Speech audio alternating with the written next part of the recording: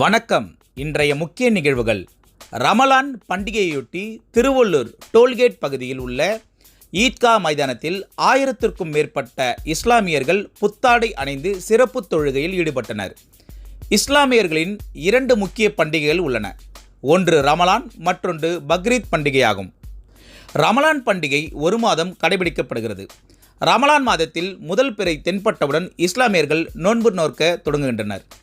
இஸ்லாமியர்களின் நோன்பு என்பது சூரிய உதயத்திற்கு முன்னர் சுமார் அதிகாலை 4 மணிக்குள் உணவை உண்டுவிட்டு பின்பு நோற்று மாலை சூரியன் மறைந்த பின்பர் நோன்பு திறப்பது வழக்கமாகும்.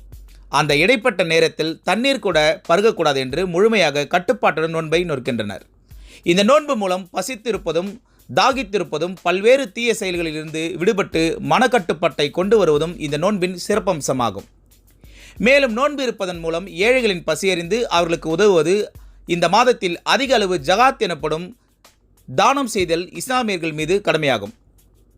30 நோன்பு முடிந்த நிலையில் மீண்டும் வளர்பிறை தென்பட்டவுடன் ரமலான் பண்டிகை கொண்டாடப்படுகிறது. இப்பண்டிகையொட்டி திருவள்ளூரில் உள்ள டோல்கேட்டில் உள்ள ஜமாயா மசூதிக்கு சொந்தமான ஈத்கா மைதானம் எனும் திடலில் சிறப்பாக தொழுகை நடைபெற்றது. தொழுகை முடிந்த பின்னர் ஒருவருக்கொருவர் கட்டித்தழுவி வாழ்த்துக்களை பரிமாறிக்கொண்டனர்.